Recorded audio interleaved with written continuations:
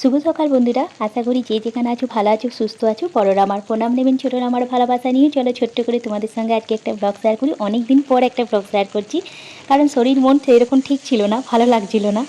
আর প্রত্যেক দিন একই রকম কাজ কর্ম করে না নিজের মধ্যে একটা ক্লান্তি ভাব আছে, তাই কদিন আমি রেস্ট নিয়েছিলাম।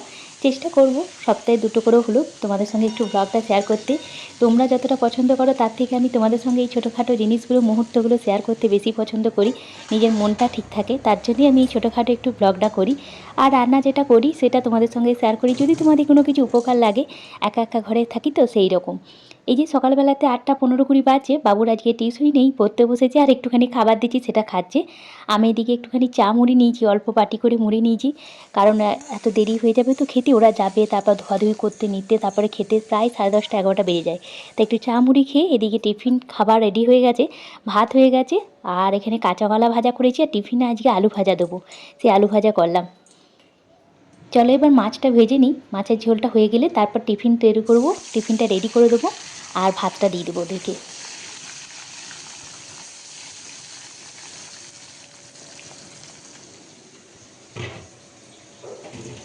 একা হাতে যতটুকু পারি চেষ্টা করি দেওয়ার জন্য, তবে আমার টাইমটা তো কম থাকে, তাই 5 রকম রান্না করা সকালটায় সময় থাকে না। এ দেখো টিফিনটা রেডি করব দুজনাকার, আবার দুজনাকার খাবার রেডি করে দিতে হবে। তারপরে আবার এদিকে টুকটাক সংসারের কাজ তো থাকেই, তাও উঠে সকালবেলা উঠে আগে বাসি কাজ সব সেরে নিই। ঘর মোছা, কাপড় কাচা, বাসন ধোয়া, তারপরে কাপড় জামা কেচিয়ে ঠাকুরকে ফুল দিয়ে, তারপরে ধূপ দেখিয়ে তারপর রান্নাঘরে ঢুকি। মোটামুটি 5:30টার সময় অ্যালার্ম দিয়ে উঠি। যেদিন বাবু স্কুল টিউশনি থাকে না সকালটা, সেদিন হয়তো একটু 5:45 বেজে যায়। আর যেদিন টিউশনি থাকে সেদিন 5:15, 20, 5:30টার মধ্যে উঠে পড়ি, তাহলে কাজটা চট করে বাগাতেও পারি। আজকে সন্ধ্যে বিকালের দিকে বাবুর টিউশনি আছে, আর ভাবছি একটু বিকালের দিকে একটুখানি ওই মোমো তৈরি করব, সবজি দিয়ে মোমো। এরপর শীতটা তো চলেই গেছে, সবজি আর সেরকম পাওয়া যাবে না, তাই ভাবলাম একটুখানি সবজি টবজি দিয়ে আর পনির দিয়ে করব মোমো। সঙ্গে থাকো, দেখো তোমাদের কেমন লাগে। আর ভালো লাগলে তোমাদের কাছে একটা রিকোয়েস্ট, প্রথমেই একটু ভিডিওটাতে লাইক করে দিও, আর যদি কোনো কারোর উপকার লাগে একটু শেয়ার করে দিও। আর এইরকম ভিডিও পেতে, এরকম ব্লগ পেতে চ্যানেলটাকে সাবস্ক্রাইব করে রেখে দিও। দেখো টিফিনটা আমি রেডি করে দিচ্ছি। আজকে পরোটা করেছিলাম, ট্রায়াঙ্গেল শেপে যে অল্প তেলে পরোটাগুলো হয়, ওটা নিজেদের বেশি পছন্দ করে। পরোটা আলু ভাজা দিয়ে দিলাম, দুজনকেই 2টো টিফিন রেডি করে দিয়েছি। ব্যাস, এইটা হচ্ছে আমার বড় কাজ। টিফিনটা একবার প্যাক করে ফেললে আর এবার ওদেরকে ভাত দিয়ে দেবো, তারপর আমি সময় থাকলে বাবুকে একটুখানি খাইয়ে দেবো।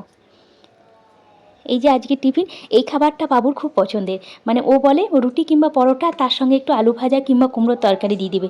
আমাকে ভালো ভালো খাবার দিও না, আমি তো খেতে পাবোই না। উপরন্তু আমি সেটাই ফালতু আমার পেটটাই খালি থাকবে, মানে আসলে বন্ধুরা সব খেয়ে নেয় ভালো ভালো খাবার দিলে, সেই জন্যই রুটি পরোটাই নিয়ে যেতে চাই। আজকে একটু রুটি পরোটাই দিয়েছি, মানে পরোটা দিয়েছি আর আলু ভাজা দিয়েছি, ওর খুব পছন্দের। তাও পরোটা দিয়েছি, আমাকে বললো তুমি পরোটা দিয়েছো, এটাও আমি কুচি খেতে পারি দেখবে, মানে একটু ছিঁড়ে ছিঁড়ে দিই তো, তাতে ওর খেতে সুবিধা হবে। তা আমি ওর জন্য আলাদা করে একটা বিস্কুটও দিয়ে দিয়েছি, ছোটো একটা প্যাকেট, যে এই প্যাকেটটা রাখা থাকুক ব্যাগেতে। যদি দেখো বন্ধুরা সব খাবার খেয়ে নিয়েছে, খিদে পাচ্ছে তোমার, তখন তুমি ওটা খাবে। আসলে এই 9টার সময় খেতে বসছে ভাত দিয়ে, আবার যখন দুপুরবেলায় 1:30টার সময় টিফিন করবে, আর একটা ছোটো টিফিন হয় 12:30টার সময়, সেই টিফিনটাতে পর আবার যখন বাড়ি ফিরবে তখন 4:30, তাহলে অতক্ষণ টাইমটা খিদে পাই, ওই জন্য ওর একটুখানি এক্সট্রা একটা বিস্কুটের প্যাকেট আমাকে দিতে হয়।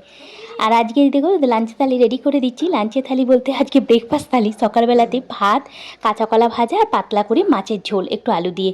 আজকে আর কিছু রান্না করিনি বলতে এইরকম খাবার বেশি পছন্দ করে, পাতলা পাতলা মাছের ঝোল কিংবা যে কোনো সবজি দিয়ে একটা ঝোল। সেরকম ঘরে কিছু সবজি আনা ছিল না, মানে ছিল বলতে সেই মোমো তৈরি করার জন্য অল্প অল্প করে বাঁধাকপি, এগুলো গাজর টাজর আনা ছিল। তা ওইগুলো দিয়ে দেখলাম বিকালের দিকে মোমো টোমো বানাবো, এখন এটা দিয়ে করে দিয়ে ওদের নামিয়ে দিয়ে আসি। চলো, কাঁচা কলা ভাজা, মাছের ঝোল, ভাত। বাবু রেডি হয়ে গেছে, খাওয়া দাওয়া হয়ে গেছে, এবার বেরিয়ে যাবে। ওই যে চুলটা হাতে করেই ছাড়াবে, আর বলো না, আগে ছোটোবেলায় ওকে চুল টুল ছাড়িয়ে দিতাম, এখন যেমন একটু খাইয়ে দিতে হয়। দেখো 9:25 বেজে গেছে, 26, হ্যাঁ এরকম হয়ে গেছে, এই সময় বেরিয়ে যাবে। 9:30টায় বাসটা চলে আসে। চলো, ওরা চলে গেছে, তারপরে আমি একটু স্নান টান করে, আমি সকালবেলা একবার স্নান করে নিয়েছি, তারপর রান্না বান্না বাসন টাসন ধোয়া অনেক কাজ ছিল তো, সেইগুলো রান্নাঘর বাগানো করে নেওয়ার পর এখন মোটামুটি ওই 11:30, হ্যাঁ 11টা বাজবে। 2টি ভাতও খেয়ে নিয়েছি, দিয়ে একটুখানি চালের পাঁপড় বানাবো, যার ফুল রেসিপি আমি দিয়ে দিয়েছি আমার ওই রান্নাবান্না মুন চ্যানেলে, তুমি পেয়ে যাবে।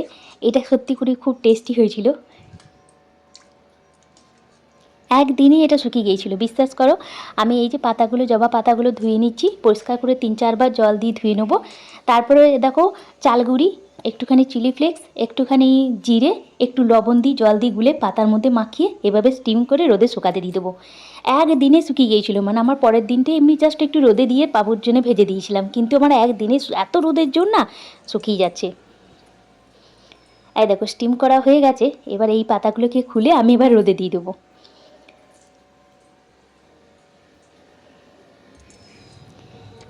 এই দেখো কত সুন্দর শুকিয়ে শুকিয়ে গেছে।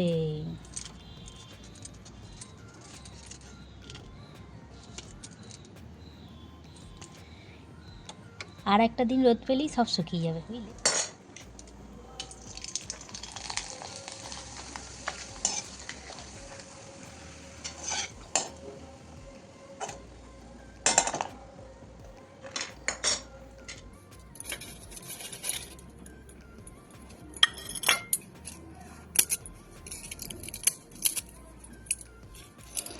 দেখলে 2-3 ঘন্টার মধ্যে আমার রোদে শুকিয়ে গেছে, এতটা রোদের জোর। বিশ্বাস করে পাতলা করে দিয়েছিলাম তো, ওই জন্য না খুব সুন্দর পাতলা করে দিয়েছিলি বললাম বলে 2-3 ঘন্টার মধ্যে শুকিয়ে গিয়েছিলো। এখন মোটামুটি বিকাল 3:30 বাজে, 4:10-15 বাবু আসবে, রান্নাঘরে ঢুকে পড়েছে। আবার পাঁপড় ভাজাটা খেয়ে দেখলাম কেমন হয়েছে, আর একবার রোদে দিয়ে রাখতে হবে, নাহলে নষ্ট হয়ে যাবে।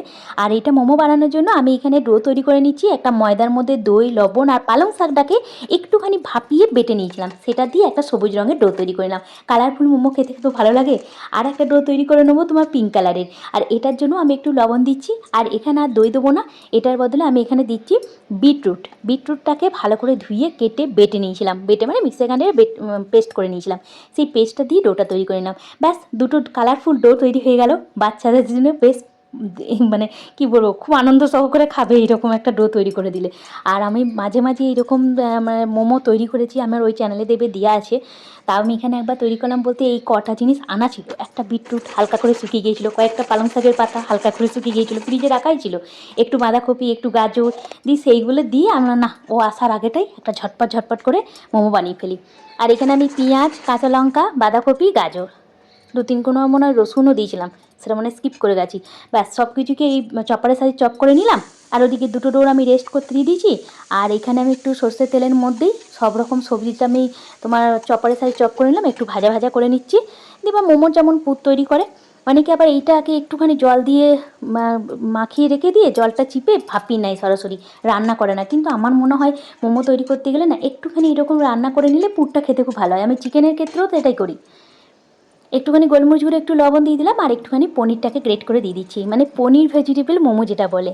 এর ফুল রেসিপি আমি পারলে দিয়ে দেবো এই চ্যানেলে, কিংবা তোমরা জানি না পারবো কি না।